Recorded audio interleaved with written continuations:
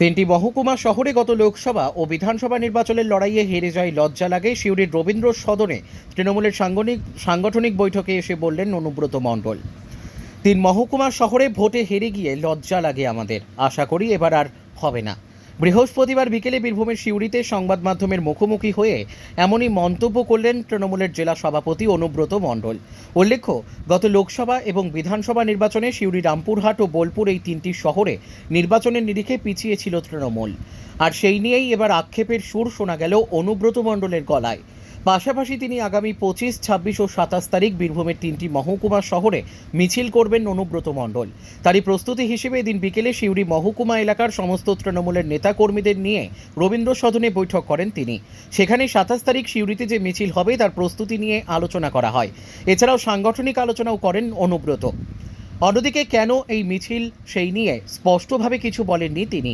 সংবাদ মাধ্যমের প্রশ্নের উত্তরে তিনি বলেন, সেনাবাহিনীরা এত ভালো কাজ করলো তার জন্যও হতে পারে এই মিছিল। যদিও এই সাংগঠনিক বৈঠকে অনুব্রত মণ্ডল সহ জেলার অন্যান্য নেতাকর্মীরা উপস্থিত থাকলেও অনুপস্থিত থাকতে দেখা গেল কাজল শেখকে। জানিয়ে ফের রাজনৈতিক মহলে চাঞ্চল্যর সৃষ্টি হয়েছে। সাব ডিভিশনের মিছিল আছে, এটা রামপুরহাট হবে 25 তারিখে, বোলপুর হবে 26 তারিখে, 27 তারিখ হবে সিউড়ি সাব ডিভিশনের মিছিল। এবং 1.5 লাখ বলেছি, 2 লাখ লোক হবে। এতদিন পর দাদা কিরকম দেখছেন? এত মিছিল, এত লোকজন আপনাকে দেখে সবাই এসেছে। মানুষ আসছে, আমাকে দেখে কেন আসছে? মমতা ব্যানার্জি বলছি কিসের বার্তা দিতে এই মিছিল? অনেক দিন হয় না, বিকাশদা বক্তব্য, যে মলয় মুখার্জির বক্তব্য, একটা বড় সংগঠনের মিছিল হোক। ভোটের কি শান্তির মিছিল শুরু? ভোটের কি প্রস্তুতি মিছিল? এটা ভোট ছাড়াও তো শান্তির মিছিল হয়, উন্নয়নের মিছিল হয়, সম্পদের মিছিল হয়। সেনারা এত বড় কাজ করলো, এত যুদ্ধ করলো, সেনাদের জন্য হতে পারে। সমস্ত ব্লক সভাপতিকে দেখা গেল সিউড়ি 2 নম্বর ব্লকের ব্লক সভাপতি উপস্থিত নেই। সিউড়ি 2 নম্বর ব্লকের ব্লক কোন সভাপতি চ্যানেল? হ্যাঁ, বাংলা জাগো। বাংলা জায়গা মানে সেটা কোন চ্যানেল? এই তো হ্যাঁ, এটা কোনো ইয়ে চ্যানেল নাকি?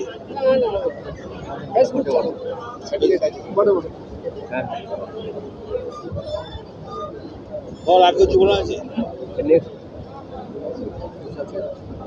মিছিলে কি আপনি উপস্থিত থাকবেন? নিশ্চয়ই দলের মিছিল হবে, থাকবো না? সবাই থাকবে, আমি থাকবো, বিকাশ থাকবে, মলয় মুখার্জি থাকবে। কখন তো তোমার একটা ভালো পদ আছে, জানেন কি পদ বলুন তো? কেউ জানেন? শিক্ষাবন্ধু, জেলা প্রেসিডেন্ট, রাজ্য সভাপতি। দাদা, আজকে বক্তব্যের শুরুতেই বললেন বিকাশ দা 4বার জেলা পরিষদের সভাপতি হিসেবে পুরস্কার এনেছেন। সেই সময় বিকাশ দা বললেন আপনি মেন্টর ছিলেন। এই বিষয়ে আমি কোনো মেন্টার ছিলাম না, বিনা মেন্টারই ও নিয়ে এসছে। মেন্টার মানে আমি তখন কোনো মেন্টার ছিলাম না, ও বিনা মেন্টারই নিয়ে এসছে। সিউড়ি মহকুমার মধ্যে সিউড়িতে মিছিল হচ্ছে, দুর্গাজপুরেও হচ্ছে। দুর্গাজপুরটাকে কি আলাদা গুরুত্ব দিচ্ছে? না, দুর্গাজপুরটা আলাদা গুরুত্ব নেই। দুর্গাজপুরে একটা মলয় মুখার্জি বললো 4 তারিখে ফাঁকা আছে, ওখানকার ব্লক প্রেসিডেন্ট বললো ওখানে একটা মিছিল করলে ভালো। মলয় বললো হ্যাঁ করে দেবো। মলয় আমাকে ফোন করে দিয়ে রফিকুল যাবে, তুমি ডেটটা দিয়ে দিও।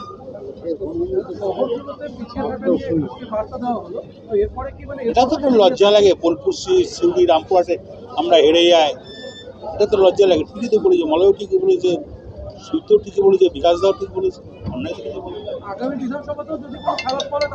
আশা করি হবে না এবার। আমাদের ধরুন একটু লজ্জা বলে তো একটা জিনিস আছে, সেটা তো কাজ করবে। 11-0 লক্ষ্যে এগোচ্ছেন। সেটা সবাই তো চাইছে।